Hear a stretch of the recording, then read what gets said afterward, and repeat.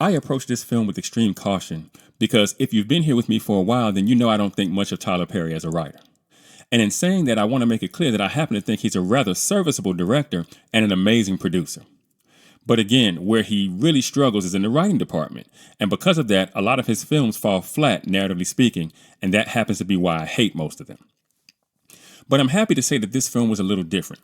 Sure, the story was a bit weighed down with the female struggle, something that all of Tyler Perry's films seem to have in common. And the story also had its share of typical narrative issues, with there being some unnecessary elements that seemed to clog up the flow of the story. There were also moments where the dialogue was absolutely terrible. But despite those facts, Perry managed to do some pretty good things where the story was concerned as well. Though the story's female protagonist was indeed weighed down by struggle, again, at least in this case, the struggle felt honest in a way that it typically doesn't when it comes to Perry.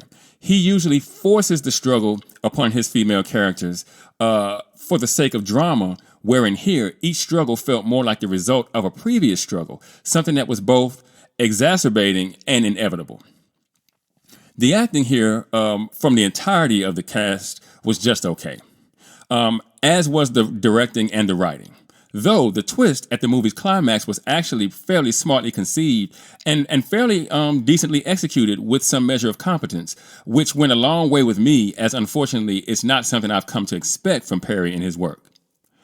And I have to say that Taraji P. did an amazing job with what she was given here. She absolutely carries this film on her back, and I really, really mean that. I really don't know if this film works at all without her performance. And if that weren't enough, it's being reported that she filmed this movie in just 4 days while she was in Atlanta, I believe, to film Fight Night. And after watching the film, it doesn't surprise me to learn that she filmed the movie so quick, because I could tell that the movie was written for a quick shoot. As most of it takes place inside the bank, and even the scenes that happen outside the bank are really quick with minimal dialogue. Now, overall, I'd give this movie a 60% or a 6.0 if you're thinking IMDb score.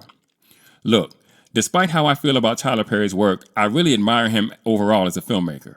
As an aspiring filmmaker myself, I can only hope to have a career that is anywhere near what he has had.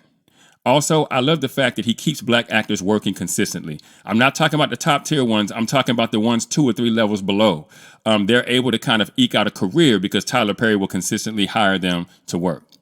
But his work, especially as of late, has been suspect, and I have to be honest about that. But this film stands above his recent narrative failures. I say all of that to say that this may be the first Tyler Perry film in the streaming era that I found not only to be watchable, but dare I say, rewatchable.